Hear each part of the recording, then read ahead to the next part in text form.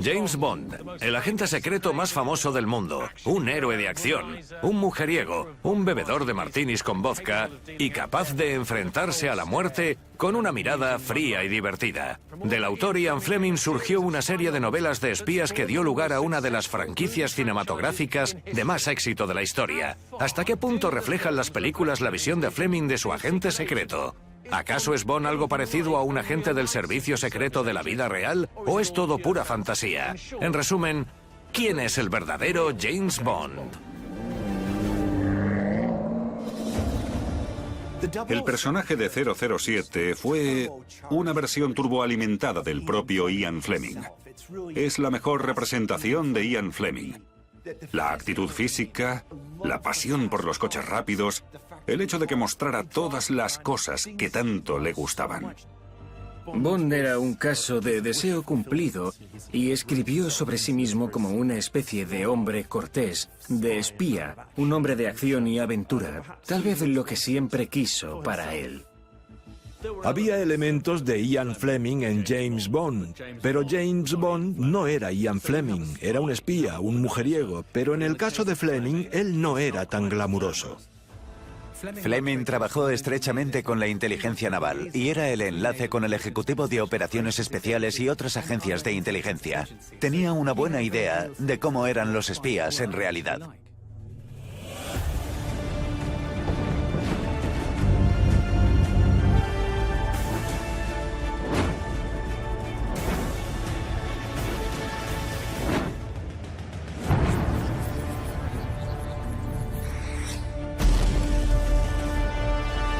Historia prohibida, el verdadero James Bond.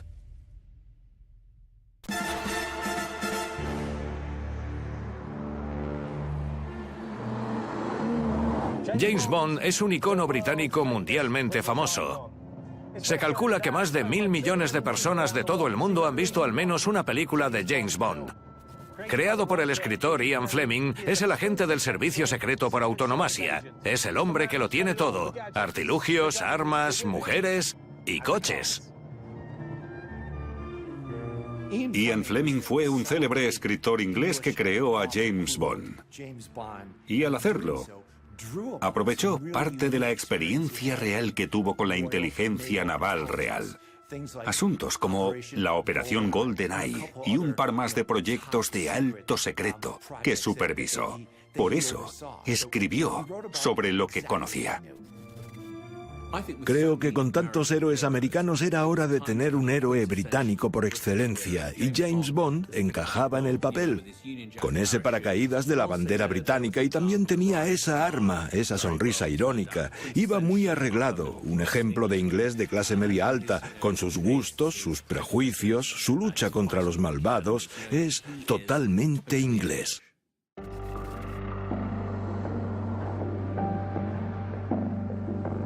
Ian Fleming escribió las novelas de James Bond en una máquina de escribir de 30 años en su villa GoldenEye en la isla de Jamaica.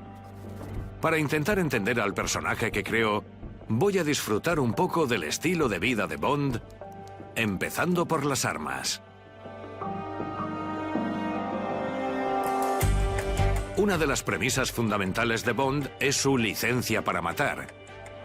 Aparentemente esto le daba prácticamente carta blanca para acabar con sus enemigos a sangre fría, y a lo largo de las 24 películas, Bond ha matado a casi 400 personas.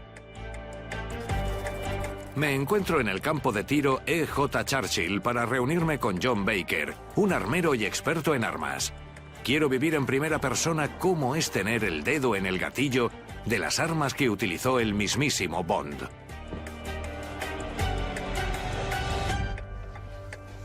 Vaya. Aquí están algunas de las armas de tipo Bond. Empezaremos con la Beretta. Es similar al modelo 418 de Bond en Agente 007 contra el Dr. No. Es de 1962, cuando se rodó la película. Vale. Después tenemos la Walther PPK, el arma que habría utilizado Bond en aquellos tiempos. Geoffrey Boothroyd escribió a Ian Fleming y le dijo, tenía el arma equivocada, era un arma de mujer. Y hubo un gran debate sobre todo el asunto. Aunque esta es una versión 9 milímetros, la primera tenía un .25 ACP que era mucho más pequeña. Es la pistola de mano clásica de Bond, ¿verdad? Correcto, sí. El arma elegida por Bond es una Walther PPK, un arma alemana que viene de Polizeipistole Kriminal, la pistola criminal de la policía. Y el motivo por el que se le recomendó a Fleming que debía ser el arma que llevara Bond fue porque es una 7,65 milímetros y estaba disponible en todo el mundo. Así que Bond, al ser un tipo que viajaba mucho, jamás se quedaría sin munición.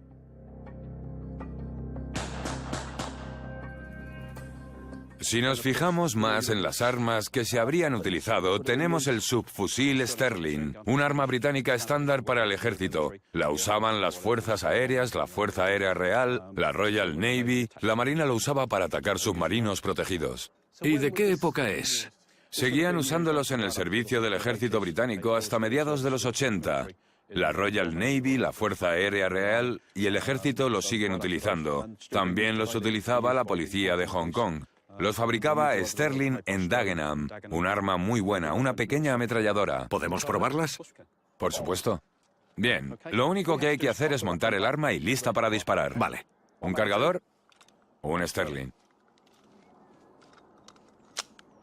Así es. Bien, acción. ¿Así? Sí, y cuando estéis listo...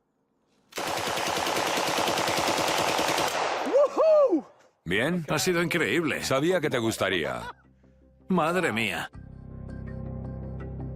Un arma para un agente secreto es como un estetoscopio para un médico. No podría llevar un rifle grande ni una metralleta, sería poco práctico.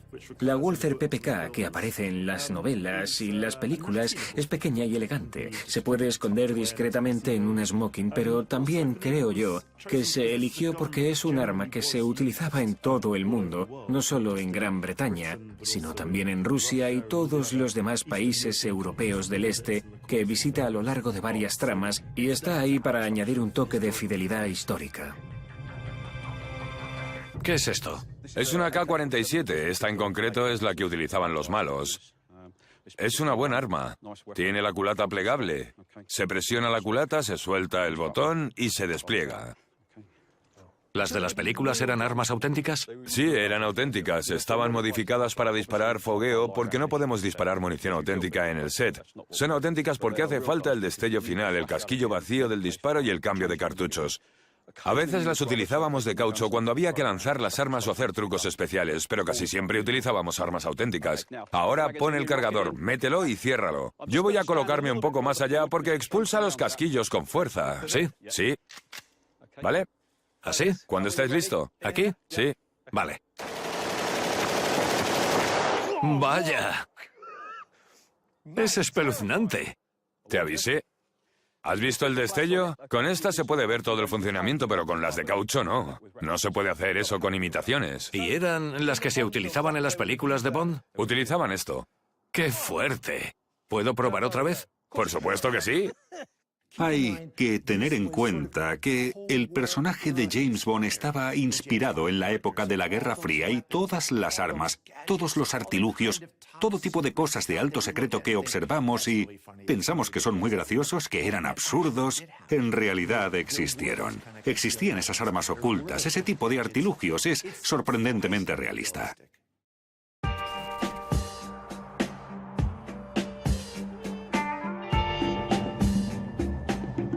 Bien, las armas no eran lo único que llevaba Bond. Sus bolsillos también estaban llenos de las últimas creaciones de la Q-Branch, una división del servicio secreto que le proporcionaba toda una serie de inventos. Ocuparon el centro de atención en las películas, desde bolígrafos que hacían mucho más que escribir, hasta coches invisibles con modificaciones letales.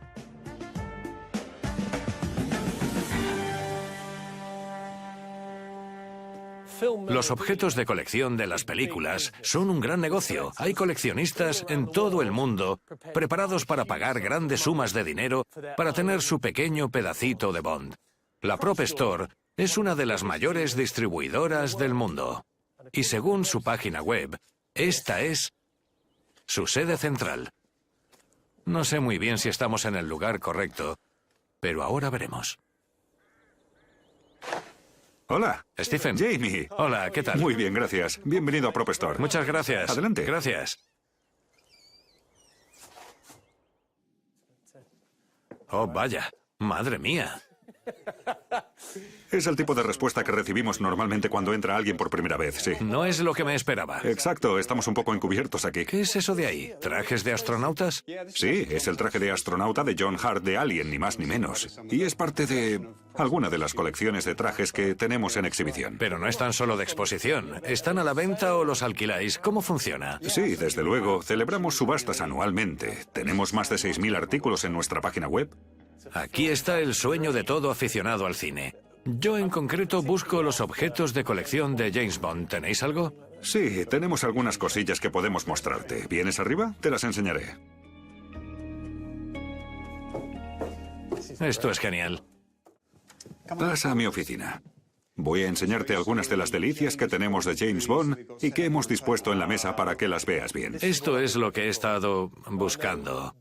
¿Puedo tocarlo? Sí, por favor, adelante, mientras seas cuidadoso. Sé que esta es una Walther PPK, ¿verdad? Desde luego, sí, el arma distintiva elegida para James Bond. Parece auténtica. Sí, en realidad es un arma de fuego real utilizada en las películas. Esta es de GoldenEye, de Pierce Brosnan. ¿En serio? Sí, el arma del héroe. Tenían dos para la primera unidad de rodaje y esta es una de ellas. Es increíble. ¿Y esto? Bueno, sé que es un teléfono móvil antiguo, ¿verdad? Parece un teléfono móvil antiguo, sí. Creo que tuve uno de estos. Si lo abres un poco, ves que tiene una interfaz de dispositivo y es el teléfono que utilizó Bond en El Mañana Nunca Muere para conducir el BMW mientras intentaba escapar de Carver en el aparcamiento. Me acuerdo en aquella época que cuando vi la película la escena era muy futurista y ahora parece maravillosamente pintoresco. Desde luego, ahora se pueden hacer muchas más cosas con un teléfono móvil normal, ¿Y ¿verdad? cuánto valdría algo así para un coleccionista? Este se vendió en una subasta de Prop Store que celebramos en septiembre por casi 20.000 euros. Por favor, ten mucho cuidado. ¿Me tomas el pelo? No, para nada. Los objetos de Bond se demandan mucho. Es muy excepcional y difícil de encontrar. ¿20.000 euros? 20.000 euros. ¿Por este teléfono de juguete? Sí, me da la sensación de que quieres pujar. Está fuera de mi alcance. Es una cantidad muy elevada. Hay dos cosas que han pasado con la franquicia Bond, por llamarla de alguna manera. Y una es que lleva en marcha mucho tiempo, pero ahora es una franquicia mundial y la gente quiere conseguir objetos que se remontan a las primeras películas. Y evidentemente es algo muy elegante. Siempre han sido marcas muy importantes. Y el hecho de poder comprar una marca importante asociada a James Bond te da mucho prestigio. Es enormemente atractivo para los coleccionistas. Aquí tenemos armas grandes para ti. Sí. Son artillería pesada, ¿verdad? La ametralladora de la Cigar Girl, que dispara a Bond en El mundo nunca es suficiente, sobre el Támesis. ¿Está hecha de caucho? Sí, desde luego. Durante el rodaje manejaban esas armas auténticas y para las secuencias de acrobacias y de acción utilizaban versiones más ligeras. Si dejas esa y coges esta, tal vez veas la diferencia de peso y lo notes. Sí, vamos, inténtalo, cógela. Pesa mucho. Pesa muchísimo. Y esta era el arma real que se utilizaba en el set. Vaya. Entonces es... Voy a dejarla. ¿Me ayudas? Sí, claro, eso es. Y dime, ¿qué valor tienen estas? Seguramente hablemos de una cifra próxima a los 12.000 euros. Puede que un poco más para la versión héroe y seguramente 4.500 para la versión de acróbata.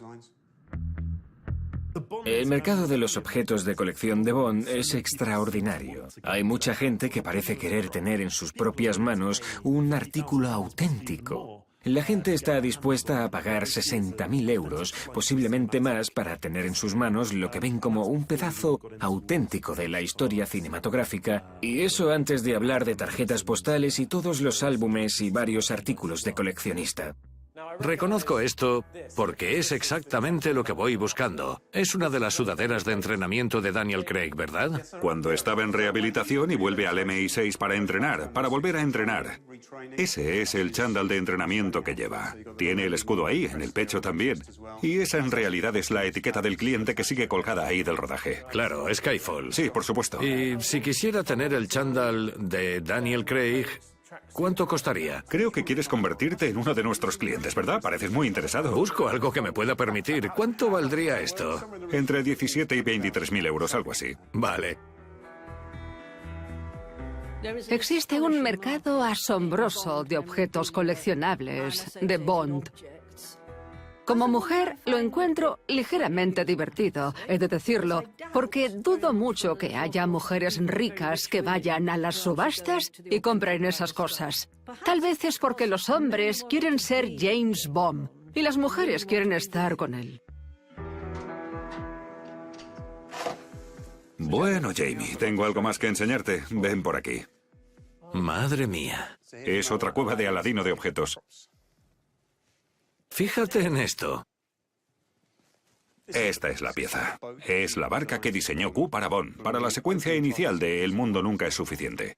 Es asombroso. ¿Cuántas de estas se fabricaron? Se fabricaron 15 en un principio. Seguramente queden solo 8 o 9 en condiciones.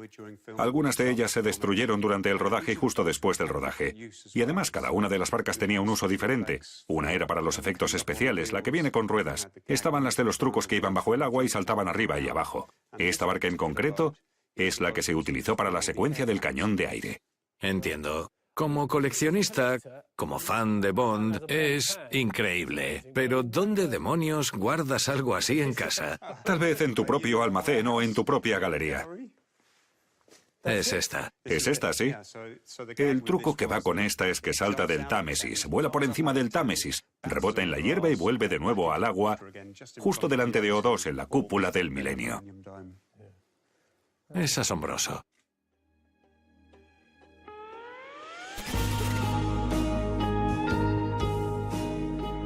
El premio máximo para el fan de Bond es poseer un Aston Martin DB5. El coche que hizo famoso Bond en 7 películas y que consolidó la conexión entre Bond y Aston Martin.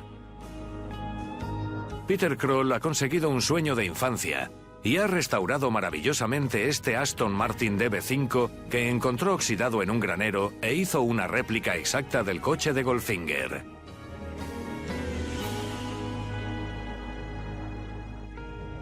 ¿Cuánto hace que tienes este coche, Peter? Lo tengo desde 2002, así que hace unos 15 años ya. ¿Y en qué estado estaba cuando lo compraste? Hubo que restaurarlo totalmente. Estaba en varios estados de reparación, si entiendes a qué me refiero. Se desmontaron las piezas, se metieron en cajas. Era un coche en muchísimas cajas. No tenía cristales ni nada de eso, estaba todo ahí. Y salvo los dispositivos, este sería el coche que conduciría Bond, ¿verdad? Eso creo, sí. Tiene el mismo tipo de asientos en marino. Y sí, es bastante parecido al aspecto que habría tenido en su día. ¿Y cómo es conducirlo? Muy agradable. Cuanto más lo conduces, va mejorando. Se calienta y se va depurando a medida que lo conduces. Y es agradable, sí. La dirección está un poco dura y cuesta aparcar, pero aparte de eso es una maravilla. Y supongo que es como la máxima pieza de colección de 007, ¿no? Eso creo, sí. Hubo 2 estrellas en la película de Goldfinger, ¿verdad? Sean Connery y el coche, ¿no es así? Los 2 eran protagonistas. No es de extrañar que Fleming estuviera obsesionado con los coches rápidos y concediera este premio a Bond. Y los coches de Bond son tan memorables en las películas como cualquier otro aspecto de ellas. ¿Quién puede olvidarse del Aston Martin DB5 de Goldfinger?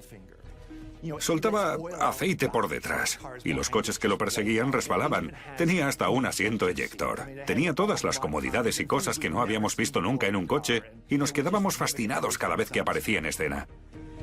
Los coches han sido muy importantes en las películas de Bond para la propuesta Bond. A mí me parece que la era de Roger Moore, en la que todo podía sumergirse en el mar y con todos los artilugios que salieron posteriormente, era un poco hortera. Mi favorita es Goldfinger, con el Aston Martin, por el hecho de que los inventos son dispositivos espectaculares.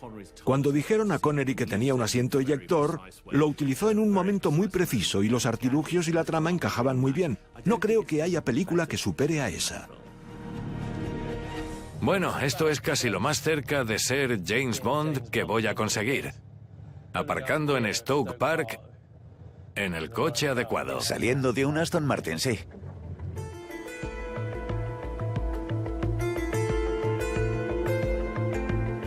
No hay lugar a dudas de que las películas han generado una legión de fans en todo el mundo, pero quiero averiguar dónde se originó todo, y eso significa remontarme a Fleming y a las novelas. Peter ha sido muy amable por traerme hasta Stoke Park, el lugar de película donde Bond humillaba a su enemigo Auric Goldfinger en una partida de golf.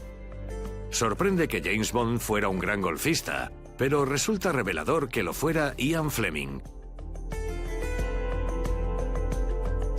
Obviamente, aquí en Stoke Park hace falta un caddy apropiado, y nosotros tenemos la peculiar tarea de averiguar dónde empezó todo. Voy a reunirme con A.J. Chaudhry, coautor de Una especie de héroe y experto en todo lo relacionado con 007. Me gustaría saber, A.J., si era muy similar el Bond de Fleming a un agente secreto auténtico. Creo que el James Bond de las novelas de Fleming no era realmente un espía, era más bien una especie de comando, de operaciones especiales, con la que Fleming se habría topado durante la guerra. Era un tipo de la contrainsurgencia. Y por eso Bond es mucho más aventurero y está mucho más lleno de acción que el personaje de George Smiley. ¿Y Fleming era más de oficina o era un agente activo en la inteligencia naval? Bueno, durante la guerra, Fleming fue más un personaje importante que daba órdenes. Era comandante en la inteligencia naval. Era el que enviaba comandos, como James Bond, al campo detrás de la línea de fuego, frente a los alemanes a distintos lugares de Europa. Y James Bond representaba el tipo de agente que le habría gustado ser a Fleming, un hombre de acción. ¿Y de dónde viene todo eso de licencia para matar? ¿Se lo inventó Fleming? Pues la licencia para matar, los dos ceros de 007, es el prefijo que significa licencia para matar. Seguramente sea ficticio, pero creo que durante la guerra Fleming quiso enfatizar que los agentes tuvieron que hacer lo impensable. No siempre llevaban aureolas a modo de ángeles, a veces fueron despiadados al igual que su enemigo, y creo que eso sustentó una parte del carácter distintivo del personaje de James Bond. Al igual que la mayoría de los autores, un importante grado del personaje es autobiográfico. Así que hay similitudes concretas entre Fleming y Bond. Los dos fueron comandantes, los dos tenían un vínculo naval, los dos eran mujeriegos, aunque también hay diferencias. Bond es quien le habría gustado ser a Fleming. Fleming estaba metido en su trabajo de inteligencia, en asuntos bastante peliagudos, pero era rotundamente un hombre de despacho, estaba en el almirantazgo, en Whitehall, y se le ocurrieron estas ideas. Le habría gustado ser Bond. Hemos mencionado lo que significaba 007.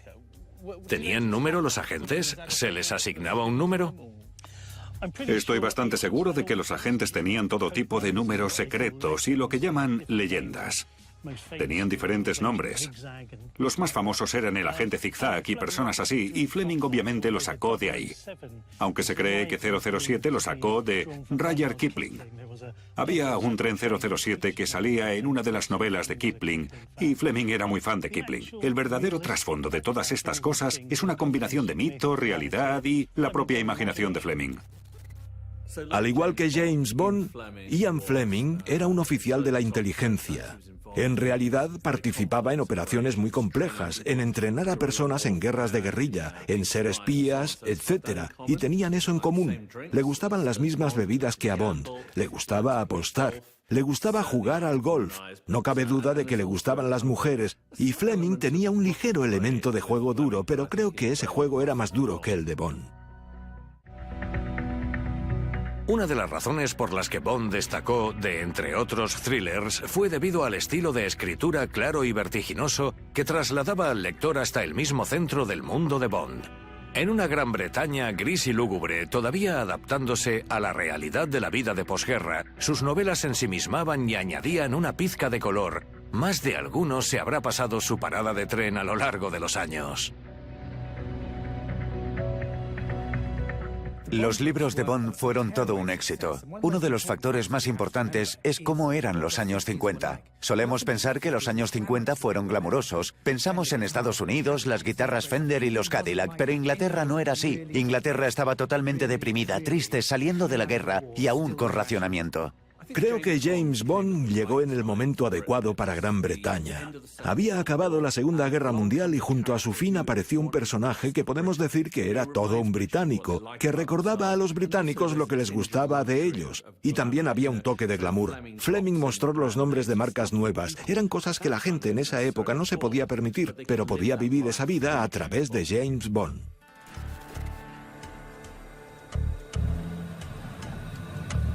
Si Bond apostaba en un casino, o se tomaba una copa, o conducía un Aston Martin como este, había posibilidades de que Fleming lo hubiera hecho antes. Por eso pudo dar vida a esas experiencias como ningún otro escritor. Y evidentemente, una de las cosas más estrechamente asociadas a Bond era su bebida por excelencia, el martini con vodka. Se dice que Fleming se inspiró en las noches que pasó bebiendo en el Hotel Dukes de Londres.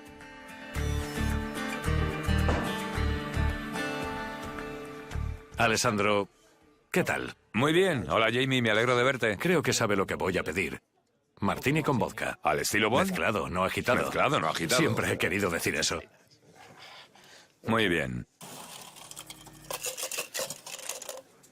Vamos a poner un poco de vermú. Vale. Las copas de Bond, sobre todo su martini con vodka, era muy seco. Así pues, lavamos la copa y después la escurrimos. Cuénteme, Alessandro, ¿por qué el Duke's Bar es sinónimo de James Bond? Principalmente por el martini, porque el señor Fleming solía venir aquí durante la época que no estaba en Jamaica. Al hotel acudían muchas personas que estaban en política y en el ejército. Y este era el único bar que había, un bar muy pequeño, bastante exclusivo, igual que el St. James. En estos clubs esta gente hacía sus negocios, comían, pero cuando querían que fuera algo secreto venían aquí. Entiendo.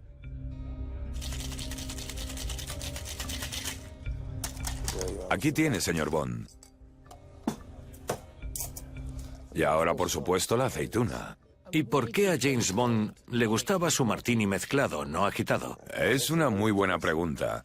En aquellos días no podías mezclar un martini, era tabú. Cuando el señor Fleming empezó a escribir sobre Bond, quería que rompiera todas las reglas para ser diferente, porque Bond es el arquetipo de una clase inglesa. Todo lo que hacía era perfecto, todo el mundo lo copiaría. Ya. Pero estaba en la imaginación del señor Fleming. Entonces era un gran renegado. Solo Bond, pero Bond no solo ponía de moda todo lo que hacía. La forma en la que él se vestía, el reloj, la gente copiaba todo. Y eso es lo que intentaba conseguir. Está maravilloso. Es bueno, ¿verdad? Sí, me gusta.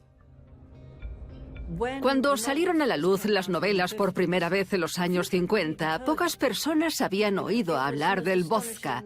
Era algo ruso asombrosamente glamuroso. En realidad, muy poca gente, salvo la de la clase alta, como el propio Fleming, lo había bebido. Sin embargo, había algo más al respecto. Era la época de la Guerra Fría y él estaba al servicio secreto de Su Majestad.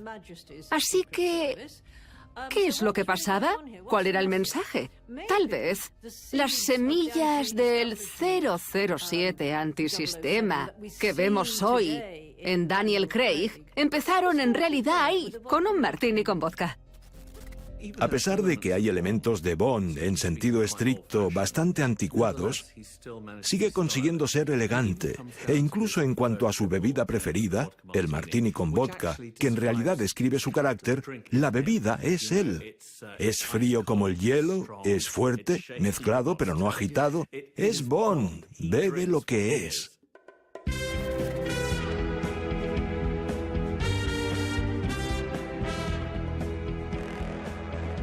Cuando no estaba detrás de su escritorio urdiendo un plan para frustrar a los nazis, Fleming se sumergía en la noche londinense y bajo la lluvia de bombas alemanas vivía una vida de copas, cenas y mujeres. Al igual que el personaje de Bond que estaba creando, Fleming no era un hombre de una sola mujer, y sus propias experiencias le proporcionaron los modelos de muchas de las mujeres que conoce Bond en sus novelas. Sin embargo, la forma en la que representaba a esas mujeres a veces le causó problemas. Una conexión clara entre Bond y Fleming es su actitud hacia las mujeres. Ambos eran bastante mecánicos, bastante despiadados. Sí, había encanto. Sí, se hacía el amor, pero no eran romances. Eran personas que dejaban la habitación del hotel a primera hora de la mañana, y eso es algo que al menos a Fleming le encantaba ver. Lo representó en los primeros Bond, en el Bond de Connery en la película.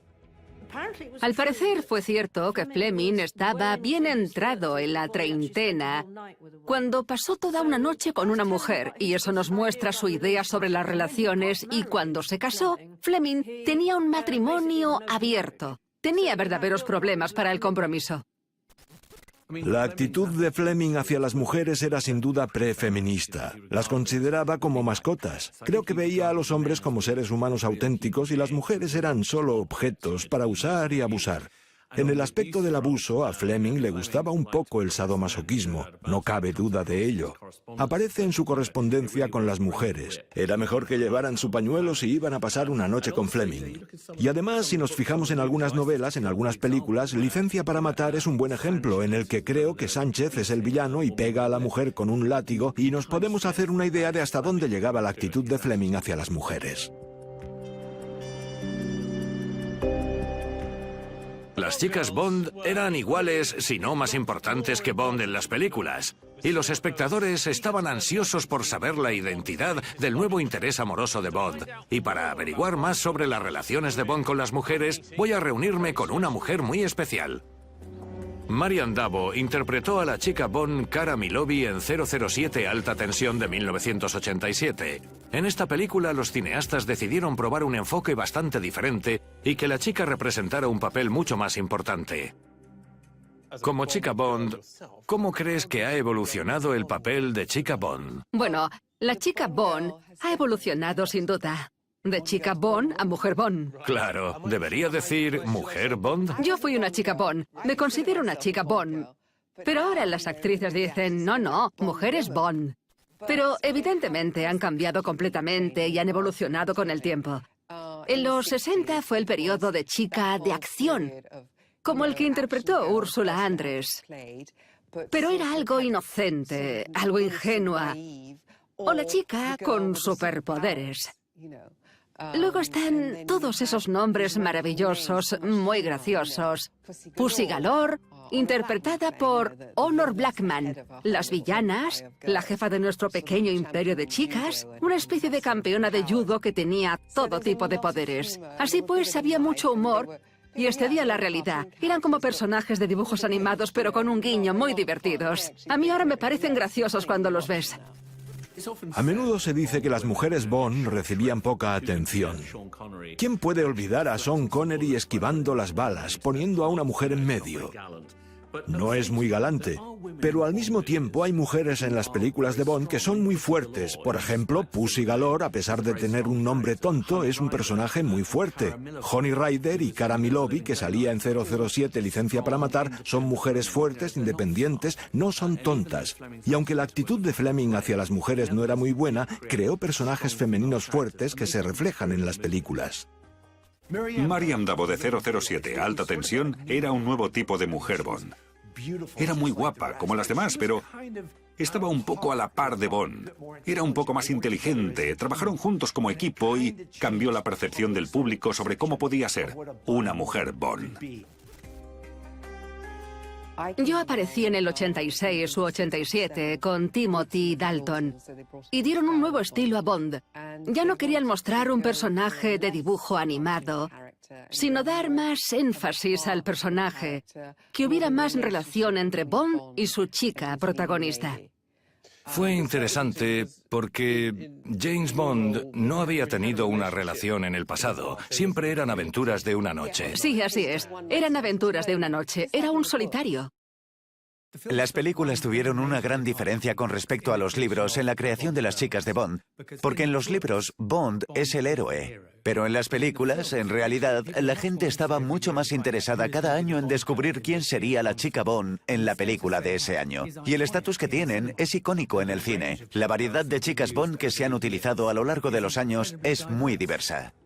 La forma en la que intentan modificar y modernizar el papel de la chica Bond en 007 Licencia para Matar para reflejar actitudes más actuales hacia las mujeres no es la única forma en la que las películas difieren de las novelas, y esto nos lleva a preguntarnos hasta qué punto las películas representan la creación de Ian Fleming. El Bond que vemos en las películas y las novelas está romantizado. Tiene un estilo de vida mucho más glamuroso y acelerado que el de un espía, y en realidad la mayor parte del arte de ser un espía es no llamar la atención. Bond seguramente es una de las personas más llamativas que podríamos imaginar, porque aparece en sus coches rápidos y siempre va con bellas mujeres envueltas entre sus brazos. Sería un hombre que se haría rápidamente famoso si todo fuera real. Lo que tienen las novelas y las películas en común son los símbolos de Bond de coches rápidos, mujeres, armas, artilugios y barcos. Pero Bond era agente del servicio secreto que en las películas se convirtió en el MI6. Así pues, ¿hasta dónde refleja Bond la realidad de trabajar en el edificio que tengo detrás de mí? De nuevo en tierra firme, voy a reunirme con una persona que podrá responderme a esto. Mucha gente dice que él mismo fue un agente del MI6, algo que evidentemente él no podría afirmar. ¿Hasta qué punto era precisa la representación de Fleming de un espía de aquellos tiempos? Bueno, creo que lo primero es preguntarse si Fleming estaba representando realmente a un espía en James Bond. Es decir, Bond no es un espía como se entiende normalmente.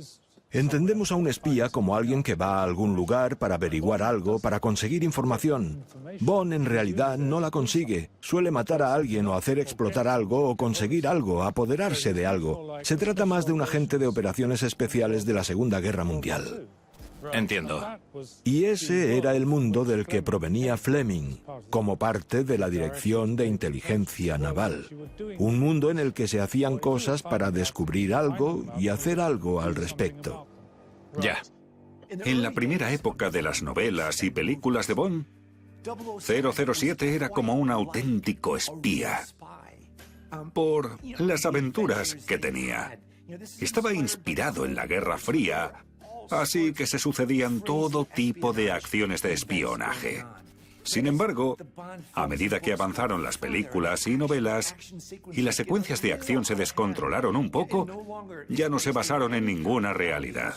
No ha habido espías en los últimos 30 o 40 años que cenaran con la reina y condujeran coches veloces y se acostaran con quien les diera la gana y se salieran con la suya. Todo el mundo lo habría sabido, así que al principio sí, se asemejaba a la realidad de lo que pudieron ser algunos espías por entonces, pero en la época moderna, no, se aleja de la realidad. Entonces, ¿personajes como Q y M estaban basados en personas reales? Bueno, Q se usa bastante en el ejército para designar a alguien que suministra equipamiento, que proporciona ese tipo de cosas. Y creo que se utilizó en el MI6 y posiblemente en el MI5 también en su momento. M es más discutible. No hubo un M en el MI6, hubo un C, que era el jefe, que todavía lo es, y fue el primer jefe. Antes de que se establecieran el MI6 y el MI5, o cuando se establecieron en 1909, había un M, una persona conocida como M, que era un tipo llamado Melville, un hombre jubilado de la Special Branch, que era el que se encargaba de buscar direcciones y ese tipo de cosas. Lo que ya no sé es si Fleming tenía algo así en mente o se trataba de otra cosa.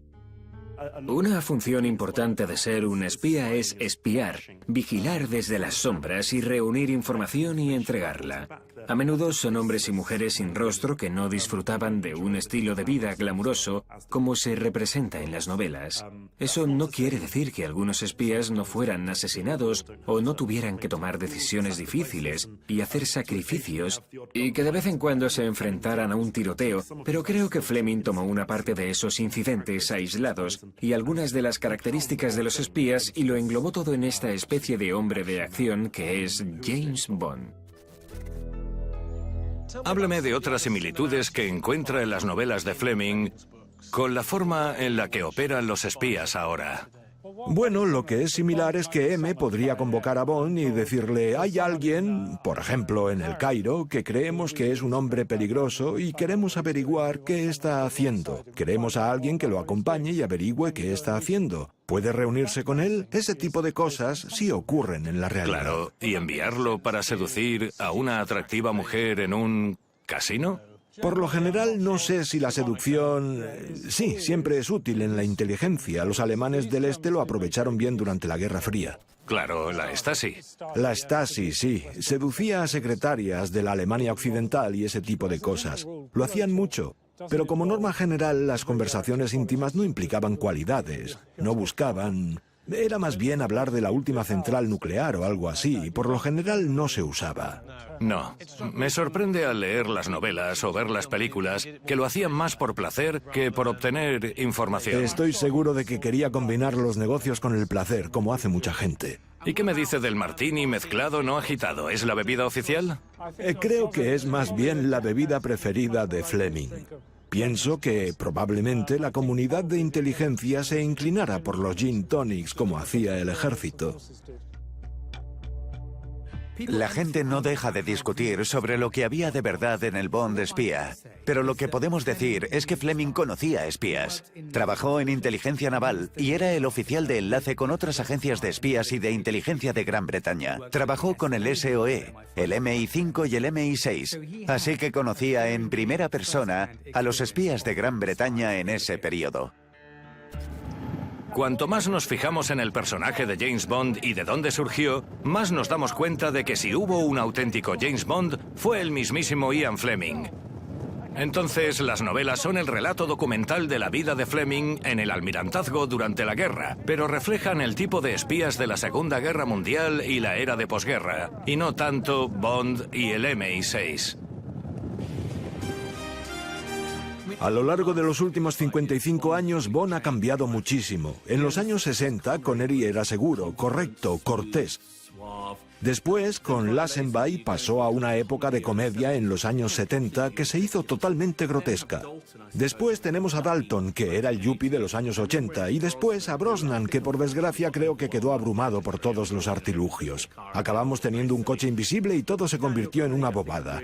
Sin embargo, Daniel Craig representa el prototipo actual, que es súper serio, ligeramente psicótico, que seguramente vaya a terapia, pero al mismo tiempo es muy cool y resulta atractivo para el mercado mundial. Bond está plenamente en el candelero y está aquí para quedarse. En el momento que estamos ahora con Daniel Craig, que tiene un estatus de superestrella, Bond nunca ha sido tan popular y todo apunta a que continuará siéndolo. Continúa el debate que gira en torno a si Bond debe continuar más o no.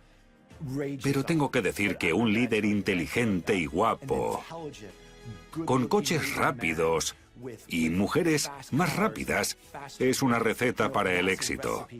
Y yo creo que continuará en el futuro. Solo hay que fijarse en Skyfall, la primera película de Bond que recaudó más de $1.000 millones en entradas. Toda esta trama no va a acabar a corto plazo.